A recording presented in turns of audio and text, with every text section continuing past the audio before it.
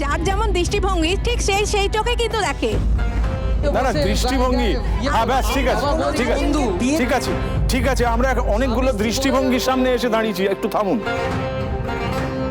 আপনারা বুঝতে পেরেছেন, বন্ধুত্ব এমন একটা শব্দ, তার নানান দৃষ্টিভঙ্গি আছে, কে কিভাবে দেখছে, মানসিকতা এই শব্দ এসছে, জেন্ডার এই শব্দ এসছে, কিন্তু বন্ধুত্বের সঙ্গে একটা পরিবার আছে, পরিবারের অনেকগুলো মানুষ তারা আছে। তার মানে বন্ধুত্বকে আমরা নানান আলো ফেলে দেখতে চাই, সুবিধে মতন আলো, অসুবিধে মতন আলো, মাঝে মাঝে অন্ধকারের মধ্যে বন্ধুত্বকে ঢুকিয়ে দিই। আমরা জানি না কোনটা ঠিক কোনটা ভুল, সমাজ কি বলছে, কিন্তু আমরা গল্পটার কাছে ফিরে যেতে চাই। কি হলো, বন্ধুত্বের অন্য কোনো সংজ্ঞা কি আমরা পেলাম?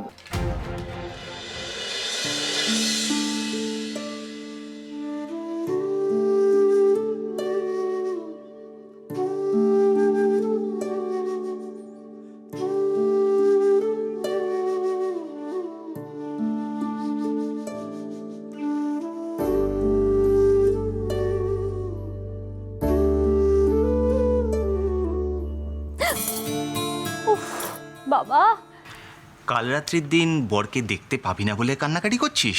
এই জ্বালাতন করিস না তো, একেতেই তো দেরি করে এসছিস, তার উপর আমি এখানে কাউকে চিনি না জানি না, হাসতে হাসতে আমার চোয়ালটা করে ব্যথা হয়ে গেল।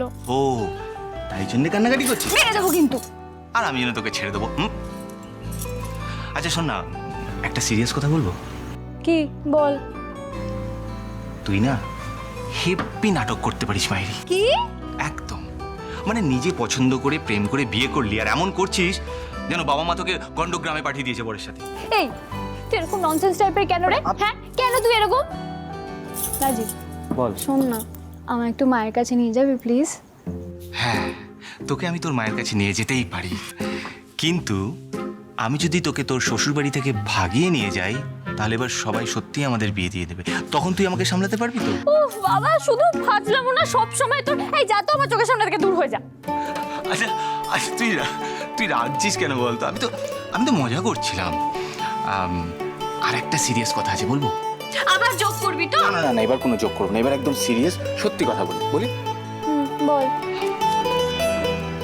ফাইনালি আমি খুব খুশি হয়েছি, মানে সিদ্ধার্থর মতন এরকম একটা ছেলের মাথাটা খাওয়ার পরেও যে ও তোকে বিয়ে করলো।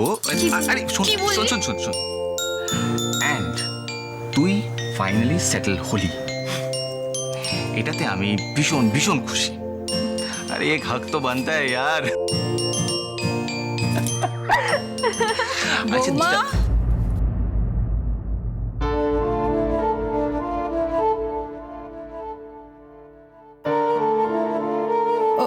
আমি পরে আসছি।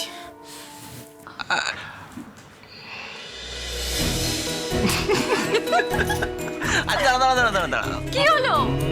তোর এই চোখের জলে নাকের জলে প্লিজ আমার পাঞ্জাবিটা নষ্ট করি। তাই শোন না, তোকে আজকে সুন্দর লাগছে কিন্তু। ভালো লাগছে না? আচ্ছা এরকমই বদমাইশি করবি? হ্যাঁ সব সময়। তোর থেকে তো শিখেছি।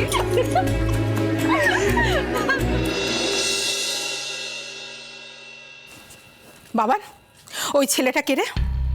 কোন ছেলেটা মা? আরে বাবা, গতকাল বিয়ের সময় তোর বউয়ের সাথে সবসময় লিফটে ছিল, ওই ছেলেটা ওর ভাই হয়? কি বলছো? ভাই কেন হতে যাবে? মানুষই একমাত্র মেয়ে, ওর কোনো ভাই নেই। কার কথা বলছো তুমি? আরে বাবা, ওই যে ফর্সা করে ছেলেটা, চুলটা একটু লাল লাল, সারাক্ষণ তো তোর বউয়ের সাথে ছিল, বিয়ের পিড়ি ধরেছিল যে।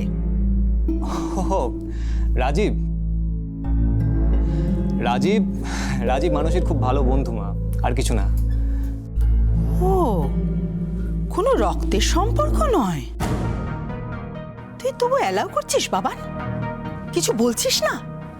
আচ্ছা, তুই কি বউয়ের আঁচল ধরা হয়ে গেলি নাকি? মা কি বলতে চাইছো আমাকে একটু ক্লিয়ার করে বল, আমি কিন্তু কিছুই বুঝতে পারছি না। জাপটা জাপটি করছে তোর বউ ওই ছেলেটার সাথে, যা গিয়ে দেখে আয়। চাপটা চাপটি? আমি নিজের চোখে দেখে এলাম বাবান, এই মাত্র দেখে এলাম। না আমি মানছি আজকালকার মেয়েরা কোয়েট স্কুলে পড়ে, তাদের দু একটা ছেলে বন্ধু থাকতেই পারে, তাই বলে একটা ছেলে বিয়ের পর দিনই তার শ্বশুর বাড়ির অন্দর মহলে ঢুকে বেডরুমে গিয়ে তাকে জাপটে ধরবে? ছি! মা দেখো, তুমি এরম করে কেন বলছো? হাগ করাটা একটা বন্ধুত্বপূর্ণ জেস্চার। তোকে বোঝালাম, পরে পস্তাবি। ছেলেটা কি করে রে? ও মিউজিশিয়ান, গিটার বাজায়। ও বাবা, মেয়েটা তো খুব ঝানু দেখছি।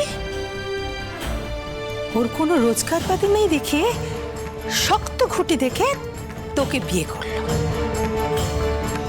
বাপরে, বিয়ে যখন হয়ে গেছে আর কি করা যাবে।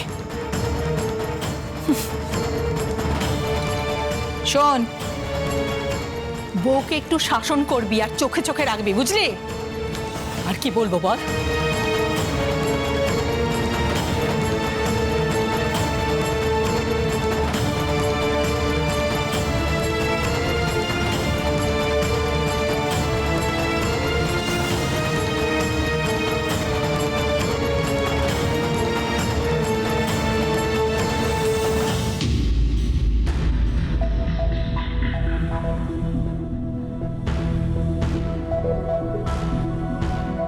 বিয়ের আগে যা ঘটেছে ঘটেছে, বন্ধুত্ব ইত্যাদি, কিন্তু একেবারে কাল রাত্রির দিন, মানে বিয়ে হয়ে গেছে বন্ধু, সেখানে বন্ধুর শ্বশুর বাড়িতে গিয়ে কি ধরনের আচরণ করা উচিত, বন্ধুত্বের কতটা সীমারেখা তার মধ্যে থাকা উচিত, এ ব্যাপারে কেউ ব্যাকরণ বই লিখে যাননি, কিন্তু আমরা নিজেদের মতো করে লিখি। এখানে দেখলাম একটা জটিলতা শুরু হলো শুধুমাত্র একটি কারণ। এইভাবে মেলামেশা করাটা উচিত হয়নি। আগে আমার ছেলে বিয়ে করবে, বউ নিয়ে বাড়িতে আসবে, বান্ধবী ঠিক আছে, কিন্তু একটা বন্ধু এসে যে ঘরের মধ্যে আমার ছেলে নেই যেহেতু, সেখানে এইভাবে মেলামেশা করবে, কেউ কেউ মেনে নেবে না। না, আপনি মেনে নেবেন কিনা বলুন? না, আমি তো মোটেই নেব না। আপনি কি করবেন তখন? আমি আমার ছেলেকে বলবো ওকে বন্ধুত্ব ছাড়তে বল, নালে আমার বাড়িতে থাকতে গেলে এইভাবে এরমভাবে মেলামেশা করা চলবে না।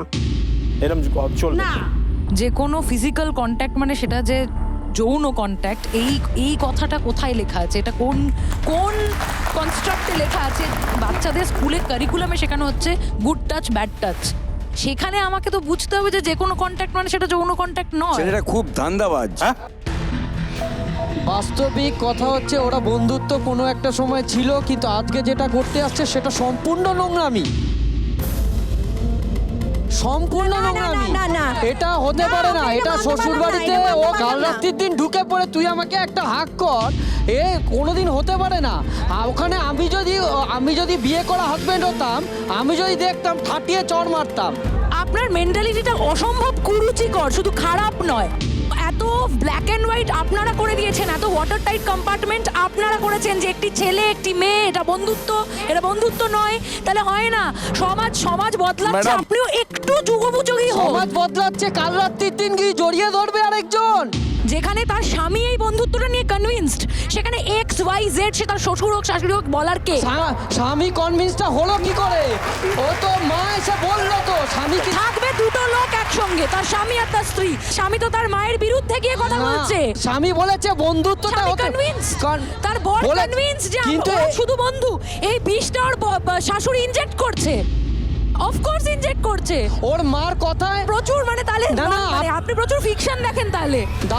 দাদা আরেকবার রিপিট চালান। আপনি বোধহয় খেয়াল করেননি, যখন মা বললো ও কিন্তু fraction of second or mind change হয়ে গেছে। কারণ that is injection, that is injection.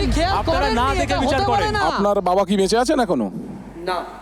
আচ্ছা, আপনার বাবা কি আপনাকে ভালোবাসতেন? আমি শুধু এইটুকু জিজ্ঞেস করতে চাই। আপনি এই জায়গাটাই ভুল জানেন। আপনার বাবা ভালোবাসতেন আপনার মাকে, আপনাকে যেটা করতেন স্নেহ। আপনি সম্পর্কের এই বাধাগুলো একটুখানি বুঝতে চেষ্টা করুন, তারপরে আপনার কাছে বন্ধুত্ব আর প্রেম দুটোর ফারাকটা হয়ে যাবে। আপনার কথায় কোনো একটা জায়গায় ভুল আছে। আমার তো মনে হয় আমার জগতে আমার স্ত্রীর থেকে আমি আমার সন্তানকে বেশি ভালোবাসি। এখানে যে কথাগুলো উঠে আসছে সেই কথাগুলো আমাদের প্রত্যেকের মনের কথা। তার মধ্যে কিছু সত্য আছে, কিছু বানানো আছে, কিছু প্রতিবাদী আছে, কিছু খোলা মনের কথা আছে, এবং কিছু প্রচলিত ধ্যান ধারণা আছে। এই সমাজ আমরা মানুষেরাই তাই তৈরি করেছি।